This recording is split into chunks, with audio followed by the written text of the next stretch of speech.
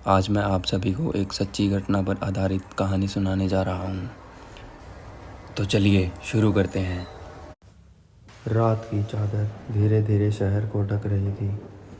चारों ओर सन्नाटा था और चांद की हल्की रोशनी पेड़ पौधों पर पड़ रही थी। इसी रात को एक भयानक घटना घटने वाली थी जिसने सबको हिला दिया। यह कहानी है गांव के एक छोटे से मकान की, जिसमें एक परिवार खुशहाल जीवन बिता रहा था। परिवार में केवल 3 सदस्य थे, माता पिता और उनकी बेटी सिया। सिया एक होशियार और प्यारी लड़की थी, लेकिन उसके पिता मोहन ने हाल ही में एक पुराना घर खरीदा था, जो गांव के सबसे पुराने और सुनसान इलाके में था। नए घर में रहने के बाद से ही अजीब घटनाएं घटने लगी। रात को अजीब अजीब आवाज़ें आती और कभी कभी दरवाजे अपने आप खुल जाते थे। मोहन ने सोचा कि यह सब नए घर की पुरानी संरचना की वजह से हो रहा है, लेकिन उसकी पत्नी राधा डर के मारे अक्सर रात को जगती रहती थी। एक रात जब सिया अपने कमरे में सोई हुई थी, अचानक घर में एक चीख सुनाई दी। राधा और मोहन तेजी से सिया के कमरे की ओर दौड़े, लेकिन वहाँ कुछ भी नहीं मिला। सिया सो रही थी और कोई भी बाहरी व्यक्ति कमरे में नहीं था। अगली सुबह राधा और मोहन ने सोचा कि शायद यह सब उनकी आंखों का धोखा था, लेकिन घटनाएं लगातार बढ़ रही थी। सिया को रात को नींद में बड़बड़ाते हुए सुना गया। उसकी बड़बड़ाहट में कभी कभी अजीब नाम सुनाई देते थे। फिर एक रात घर के अंदर अजीब खटपट की आवाज़ें सुनाई दी।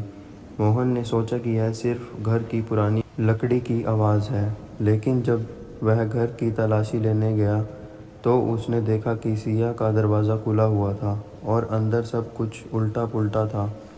उसकी बेटी सिया बिस्तर पर बेहोश पड़ी थी और कमरे के चारों ओर खून के निशान थे। रात भर मोहन और राधा ने सिया को होश में लाने की कोशिश की, लेकिन सिया जाग नहीं रही थी। मोहन ने पुलिस को सूचित किया। पुलिस आई और घर की जांच के लिए लग गई, लेकिन पुलिस को घर से कुछ नहीं मिला। केवल एक पत्र मिला जिसमें लिखा था कि यहाँ 1 साल पहले एक हत्या हुई थी। पत्र में यह भी लिखा था कि जो भी इस घर में रहेगा उसे भुगतान करना पड़ेगा। पुलिस ने कहा कि यह एक दुर्घटना हो सकती है, लेकिन मोहन और राधा को इस पत्र में पूरा यकीन हो गया कि उनके घर में कुछ गलत है। उन्होंने फैसला किया कि वह घर छोड़ देंगे और किसी सुरक्षित स्थान पर चले जाएंगे। लेकिन तभी एक और भयानक घटना घटी। रात को सिया अचानक उठ बैठी और अपने माता पिता से कहा कि उसके सपनों में एक अजीब सा आदमी आता है जो उसे धमकी देता है। मोहन और राधा ने सिया को हिम्मत देने की कोशिश की, लेकिन वे खुद भी डर में थे। फिर एक दिन मोहन ने एक बुजुर्ग महिला से सुना कि पुराने घरों में कभी कभी आत्माएं बस जाती हैं। ये आत्माएं उन लोगों को परेशान करती हैं जो घर के अतीत को नहीं समझते या उनका अनादर करते हैं। मोहन और राधा ने ठान लिया कि वे इस समस्या का हल निकालेंगे। उन्होंने एक तांत्रिक को बुलाया जो घर में पूजा अर्चना करने आया।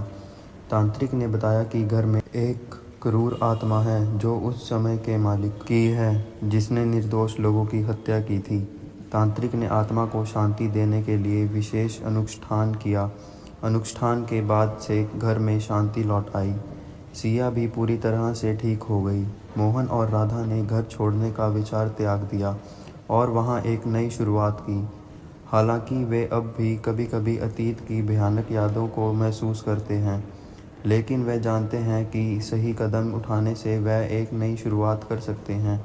इस तरह एक खौफनाक रात की कहानी ख़त्म होती है, लेकिन वह घर और उसकी रहस्यमय घटनाएं हमेशा लोगों के दिलों में बनी रहेगी।